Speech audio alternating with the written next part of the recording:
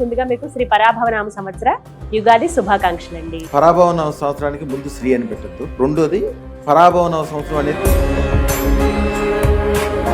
ఈ సంవత్సరంలో ప్రత్యేకంగా చేయాల్సింది. అదృష్టరత్నం ధరిస్తే ఖచ్చితంగా కలిసి వస్తుందా? ఎటువంటి సిద్ధిని యోగాన్ని వారు పొందుతారు? బంగారాన్ని ఇనుముగా చూస్తారు, ఇనుమును బంగారంగా చూస్తారు. ఎవరి జాతకం బట్టి వాళ్ళు ధరించాలి. అదృష్టం ఉంటే మీరు, మీ పిల్లలు, మీకు సంబంధించిన వాళ్ళు, మీకు దమండం పెట్టేవాళ్ళు, మీ వెనకాల ఉన్న వాళ్ళు అందరికీ కూడా ఐశ్వర్యాలు గుర్తిస్తారు. అర్హత ఏదన్నా ఉండాలండి, ఇలా ఉండాలి, ఇలా ఉన్న వాళ్ళకి అదృష్టరత్నం ఇస్తాము. అదృష్టనానికి ఉండే అర్హత ఏంటంటే ఎలా గురుగారు, మరి ఎలా తీసుకోవాలండి? అదృష్టం ఎవరు పెట్టుకుంటారు? నేను మంచిగా ఉండాలి, నా కుటుంబం మంచిగా ఉండాలి, నా సమాజం మంచిగా ఉండాలి, నా చుట్టూతో అందరూ ఐశ్వర్యవంతులై ఉండాలి, అందరూ గొప్పగా ఉండాలనుకున్న వాళ్ళే అదృష్టం పెట్టుకుంటారు.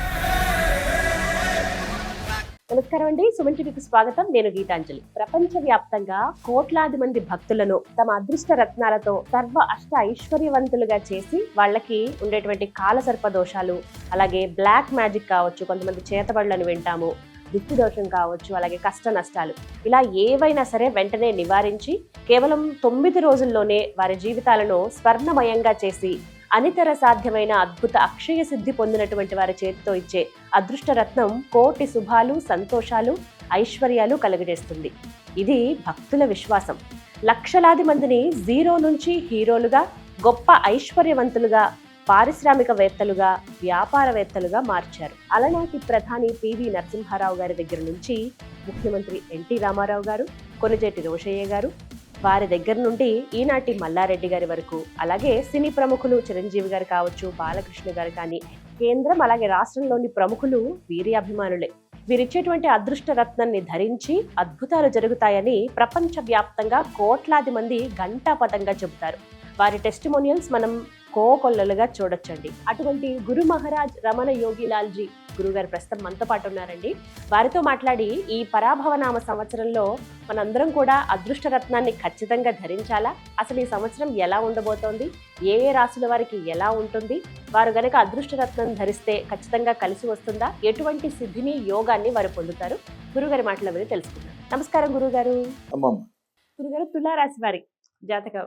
ఓం ఐం హ్రీం శ్రీం క్లీం గ్లౌం సౌహ అదృష్ట మహాలక్ష్మి నమః. తులారాశి వారమ్మ, తులారాశి అంటేనే ఎవరికైనా ఉత్సాహం పుట్టాలి. ఎందుకంటే వ్యాపారం కానీ, వ్యవహారం కానీ, తెలివి కానీ, బుద్ధి కానీ అత్యంత ఈజీగా, అంటే ఎంత పెద్ద పనైనా అదొక పని చేస్తున్నాము అన్నట్లు కాకుండా అదొక సింపుల్గా, ఒక పెద్ద వ్యాపార వ్యవహారాన్ని కూడా సింపుల్గా చేయగలిగే శక్తి వీళ్ళకే ఉంటుంది. తులారాశికి అది, తుల అంటే ఐడియా ఉంది కదమ్మా, కాట. కాట అంటే త్రాసు అంటారు, త్రాసు.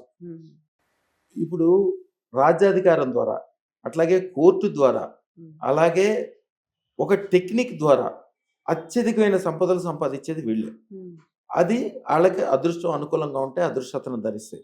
లేకపోతే ఏదవుద్దంటే వీళ్ళకి ఖర్చులు ఎక్కువైపోతాయి, సంపాదన తక్కువ అవుతుంది. వీళ్ళు కొద్దిగా మనుషులు, గోళ మనుషులు, పెద్ద వ్యవహారాలే చూస్తారు కాబట్టి, అందరినీ నమ్ముతారు కాబట్టి మోసపోయేది కూడా వీళ్ళే. అదృష్టం పెట్టుకుంటే వీళ్ళకి తెలవకుండానే అద్భుతమైన సంపదలు కలుగుతాయమ్మా. ఎందుకుని?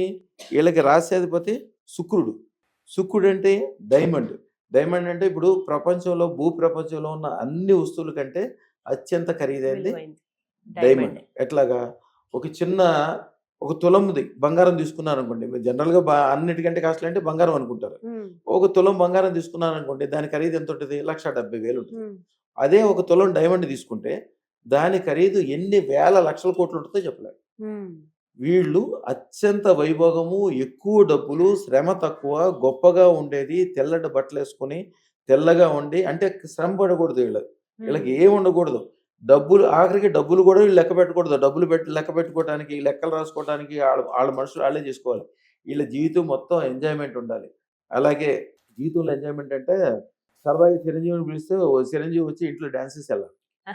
అట్లాంటి, అంటే వైభోగం, లగ్జరీ, బంగారాలు, ఎక్కువ ధనం సంబంధించింది. వీళ్ళు ఈ సంవత్సరం పాటించాల్సింది ఏంటంటే తంత్రము, బియ్యం పిండి తీసుకోవాలమ్మా. బియ్యం పిండి మీద కిలోంబావు బియ్యం పిండి తీసుకోవాలి. ఆ బియ్యం పిండి మీద 6 రూపాయి బిళ్ళలు పెట్టాలి. రూపాయి బిళ్ళలు పెట్టి దాని మీద దీపం వెలిగించాలి. 6 గుత్తులతో దీపం వెలిగించాలి. వెలిగించి శ్రీం హ్రీం శ్రీం సర్వ స్వర్ణ వైభోగ ఐశ్వర్యం ప్రయిచ్చ స్వాహ. ఈ మంత్రం 108 సార్లు చదువుకోవాలి. ఆ తర్వాత ఆ రూపాయి బిళ్ళని వీళ్ళు తిజూరిలో పెట్టుకోవాలి. ఆ బియ్య పిండిని ఆవులకు కానీ లేదా ఏదన్నా దాంతో ఏదైనా పదార్థం తయారు చేసి శుక్రుడికి అధిపతి బియ్యం ఏదైనా దేవాలయంలో, అది దేవాలయం అంటే మళ్ళీ ఎక్కడ పెడితే అక్కడ కాదు, విష్ణు సంబంధం ఏంది అంటే వెంకటేశ్వర స్వామి గుడి కానీ లేకపోతే లక్ష్మికి సంబంధించిన గుళ్ళో కానీ ఆ గుళ్ళలో ఏదైనా ప్రసాదం చేసి పంపించాలి. చలివిడి లాంటిది కానీ లేకపోతే అరిసెలు అంటారు కదా, అట్లాంటివి కానీ చేసి పంపించాలి.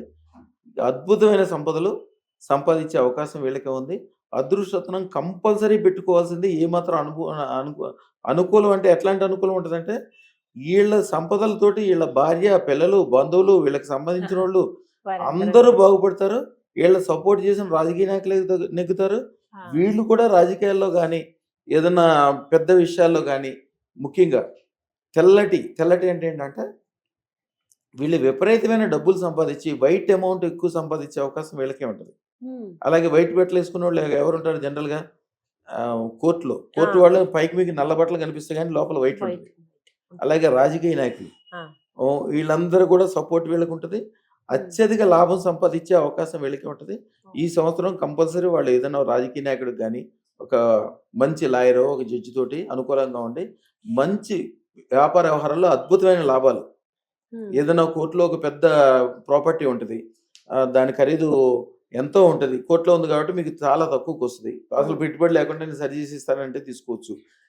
ఏమీ లేకుండా కూడా ఒక ఆయన డాక్టర్ గారు మొత్తము చాలా మంచి పొజిషన్ ఉన్నాడు, అన్నీ ఉన్నాడు, భార్యాభర్తలు తగులాడిన తర్వాత వీళ్ళు కొద్దిగా బోళా మనుషులు. ఈయనకి తులారాశి వాళ్ళ తులారాశులు అంటే నాకు చాలా ఇష్టం. వాళ్ళు ఎప్పుడు వాళ్ళతోటి మంచిగా అనుకూలంగా ఉంటాను నేను. ఆయనతోటి భార్యాభర్తలు ఎదురు తగులాడుకుని ఆయన డిప్రెషన్లోకి వెళ్ళిపోయి మొత్తం ఒక రూపాయి లేకుండా అయిపోయాడు. చెడు అలవాట్లు కూడా తొందరగా వస్తాయి, ఎందుకంటే స్నేహితులు నమ్ముతారు, వీళ్ళకి అలవాట్లు కూడా తొందరగా వస్తాయి. అందుకంటే చెడ్డ స్నేహితులు దూరంగా ఉండాలి. నా దగ్గరికి రాగానే వాళ్ళకి ఒక మంచి జడ్జి గారితో పరిచయం చేయించాను. ఆయన రియల్ ఎస్టేట్ ఆయనకి చేద్దామని ఉంది. ఆయనకి అన్ని అంటే లా గురించి అన్ని తెలుసు, ఆయన రిటైర్డ్. ఆయన మంచి ల్యాండ్ ఒకటి ఇప్పించాడు. కరెక్ట్గా నా దగ్గరకు వచ్చి 45 రోజుల తర్వాత సుమారుగా 300 కోట్ల రూపాయలు ఆస్తి. వీళ్ళ మొత్తం ఖర్చు 30 లక్షల రూపాయలు కూడా కంటే తక్కువ ఉంది. 3 లక్షలు 30 లక్షలు చెప్పారు.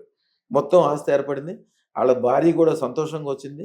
పిల్లలు కూడా బ్రహ్మాండంగా ఉన్నారు. వాళ్ళ పిల్లలు 3 ఆడపిల్లలు, కొద్దిగా ఆడపిల్లలు ఎక్కువ పుడతారు. వీళ్ళకి ఆడవాళ్ళు అంటే ఇష్టం, చాలా గౌరవంగా చూసుకుంటారు. ఆ 3 ఆడపిల్లలు కూడా అమెరికాలో ఉన్నారు, మంచి పొజిషన్లో, అందరికీ ఇండస్ట్రీలు ఉన్నాయి. అదృష్టత్నం పెట్టుకోవడం వలన అత్యధిక లాభాలు పొందేవాళ్ళు వీళ్ళే. అమ్మ శుక్రుడు ఉన్న చోట విపరీతమైన వైభోగం ఉంటుంది. కానీ ఆ వైభోగం దేవుడిచ్చిన లక్ష్మీదేవికి ఇష్టమైనది కూడా తులారాశి. సోదరుడు లక్ష్మికి సోదరుడు శుక్రుడు అనమాట.